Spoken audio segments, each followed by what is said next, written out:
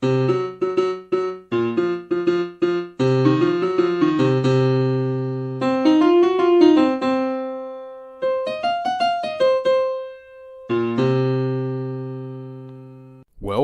to the Naked Tarot Podcast with your host, Janet Boyer. Get ready to strip down with the most provocative voice in tarot. Hello, and welcome to the Naked Tarot Podcast.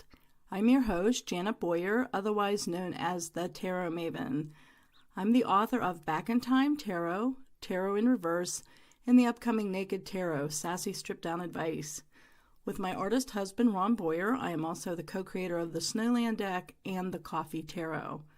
I invite you to visit my website, janetboyer.com, where hundreds of reviews and other goodies await. If you'd like to support my work, I am also on Patreon at patreon.com/Janet Boyer, where I have exclusive weekly tarot spreads, monthly Astro Tarot forecasts, and other fun things just for my patrons. Today's podcast answers the controversial question, are Christianity and tarot incompatible? Now, I happen to be a former Pentecostal ordained minister. I went to an Assemblies of God college. I was actually a pastor at one time. And my mother is still a Pentecostal Christian. And this, of course, caused her great consternation when I got into tarot and became a tarot author and deck co-creator. She doesn't want to have a dialogue about what even tarot is. She's kind of made up her mind based on what she's heard has been taught in church, and so there's no open dialogue about that, and that's fine. But for those of you who are still within Christianity or have come out of Christianity and you've been told that tarot is evil, or it's incompatible with the Bible or Christianity, well, I'm here to give you a tour through the Bible and to let you know why that is absolutely not true. Now, I have come across quite a few Christians, as you can imagine, who say that tarot is against their beliefs. But when you press them, they usually can't say why. They'll just say, it's evil. Or they'll default to what their minister told them. Tarot cards are evil, the devil's work, witchcraft, and that's it. But here's the thing. Unless you also consider that Joseph the Dreamer, the Old Testament high priest, and the disciples themselves, Jesus' disciples, mind you, unless you consider them devil spawn as well, you might want to reconsider. Now, I consider doing intuitive readings as part of the prophetic gifting that is mentioned in the Old and New Testaments of the Bible, and is often known as the word of wisdom, word of knowledge, and prophecy. Now, the New Testament lists the office of prophet as one of the fivefold ministry gifts given to the church for, quote, the equipping of the saints for the work of the ministry, end quote. That's Ephesians 4:11-12. Now, in the Old Testament, the priest used what is called the Urim and Thummim. In the Hebrew, Urim means light, and Thummim means perfection, completeness, innocence. Now, some translators believe the words mean revelation and truth, or lights and perfections. What we do know is it was an oracle that was used by the priesthood and was known among the prophets among all the Semitic nations. Now, the Urim and Thummim were located in the vicinity of the sacred breastplate known as the breastplate of decision or the breastplate of judgment of these priests. It is not known whether the 12 stones that represented the 12 tribes of Israel lit up when a question was asked, or whether it was some kind of sacred dice that was carried in a pouch near the breastplate that answered yes or no questions as a form of lot casting, or what. We're really not sure. We can only speculate what the Urim and Thummim actually was in terms of this divination device. Now, according to the International Standard Bible Encyclopedia, through the Urim and Thummim use, the nature of which is a matter of conjecture, the divine will was sought in national crises, and apparently the future foretold, guilt or innocent were established, and according to one theory, land divided. So that means that these high priests were actually using this divination tool called the Urim and Thummim to divide land among people, to determine someone's innocent or guilt, to consult about war or the dealings with other nations, and even to foretell their future. Now, in Numbers 27:21, Joshua was going to go before Eleazar to find out what the Urim predicted.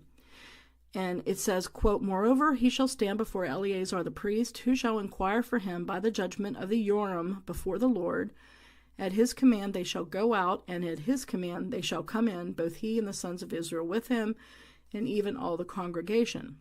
So it appears that Joshua also used this tool when deciding a matter concerning Achan in Joshua 7:14.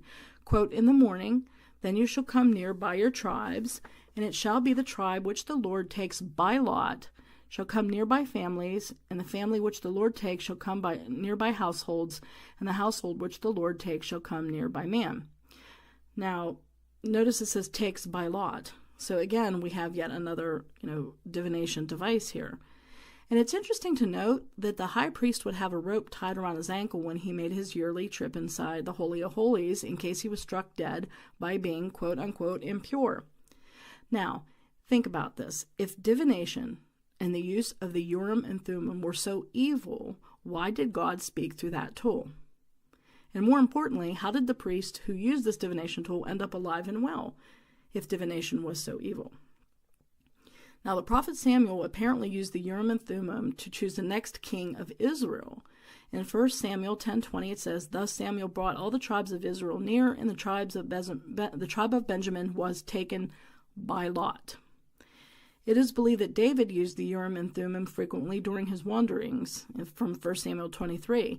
And there are many additional references to lots in the Old Testament. And lots can be like pulling sticks, who's got the, shortest stick or the longest stick, or, maybe color stones and who gets the blue stone or what have you. In 2 Samuel 5:23-25, King David asked God about an upcoming battle with the Philistines. And God answers, quote, "And it shall be, when you hear the sound of marching in the tops of the mulberry trees, then you shall advance quickly, for then the Lord will go out before you to strike the camp of the Philistines."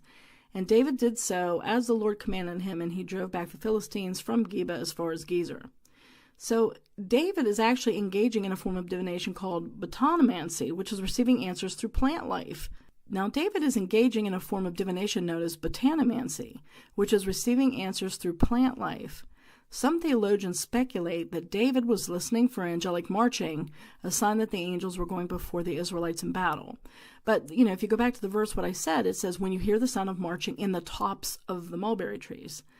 So was he consulting the tree itself or what? See, we don't know. Now, the practice of casting lots was also used in the New Testament when the disciples were deciding a replacement for Judas. Yes, Judas, who hanged himself.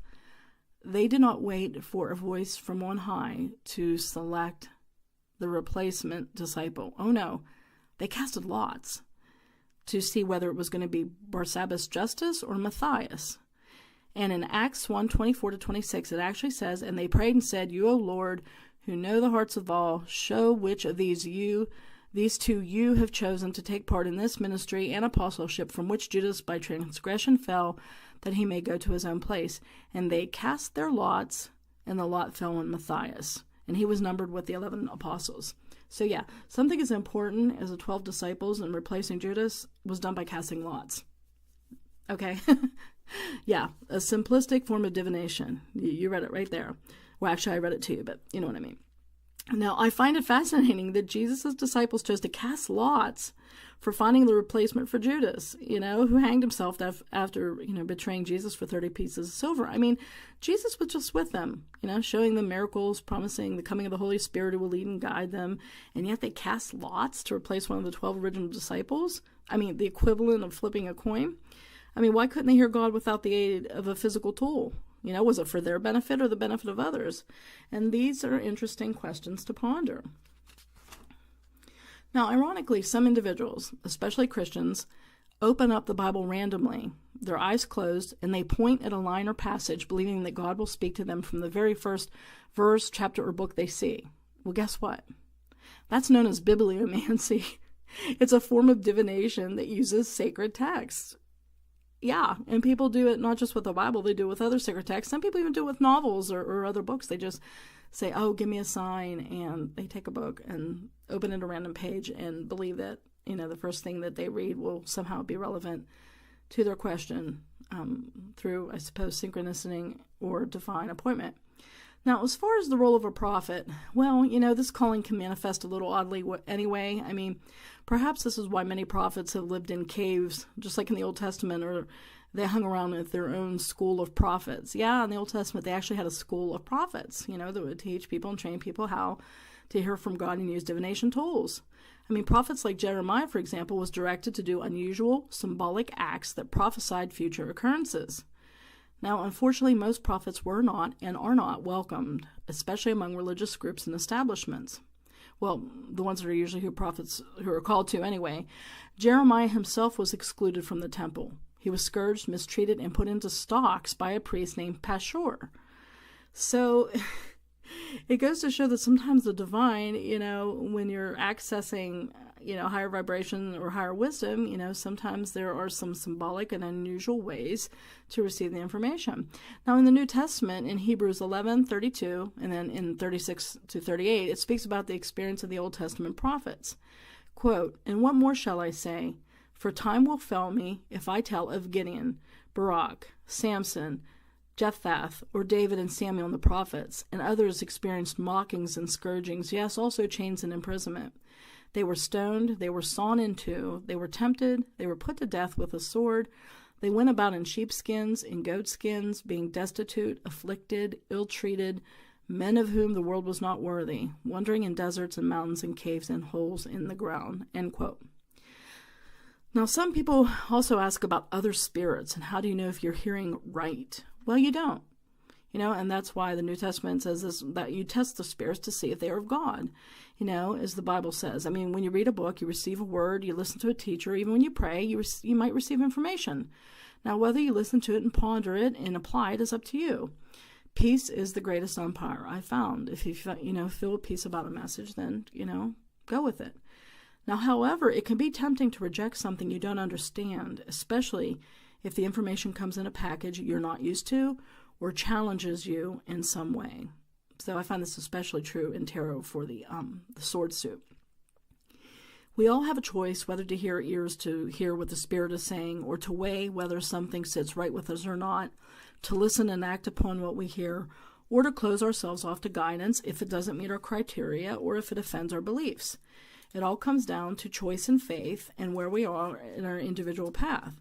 I mean, there's times I've done tarot readings and, I just did the opposite of, what it appeared to recommend, because I follow the internal, guidance inside. But sometimes tarot can be a very interesting and appropriate roadmap to, provide an energetic snapshot of the energy of the present moment. So you can kind of get almost like a spiritual GPS to figure out where you're at, and so you at least you can know what your options are and where you're heading. Now, as far as the evil question, I mean, theologians and philosophers have debated evil for many years. But it's interesting to note, however, that Jesus himself was accused by the religious leaders and Pharisees of having a devil, being possessed, and committing blasphemy because of his words, actions, and miracles. You may remember they even killed him for it. So the leaders were convinced that Jesus and his revolutionary teaching and gifts were evil, especially when compared against their tradition, doctrine, and teaching. So it gives one pause to wonder what those leaders were so afraid of anyway. Well, we know what they were afraid of. They were afraid of the truth, and they were afraid of having their foundation shaken and being shown up for, the spiritual hypocrites that they were at the time. Now, in conclusion, tarot is nothing but a set of 78 pieces of paper with people on them, and sometimes furry animals, or gummy bears, or snowmen, or fairies, or angels. Heck, even Jesus makes an appearance in many decks. So tarot is what you make it. It's the individual user and what that makes the tool sacred or profane, not the cards themselves. And as I've clearly shown through these biblical texts, Judaism and Christianity is rife with divination and divinatory methods. Thus, tarot, or any other divinatory tool, is not compatible with Christianity. So I hope you found this podcast informative and illuminating and helpful. And if you're struggling because you have been taught that tarot is evil or you're afraid of it, don't be. You are what makes tarot work. And, just make sure your vibrations are high, you're dedicated to the highest good, you're walking in joy and peace and nonviolence, and you're going to be good to go and pursue truth and, the benefits, something that benefits and empowers yourself or your clients, and you'll be good to go when you're reading the tarot. So I hope you found this helpful, whether Christianity and tarot are incompatible. As you can see, it is not. And again, this is Janet Boyer, the Naked Tarot Podcast, and I will see you next time. Thank you for listening. Bye-bye.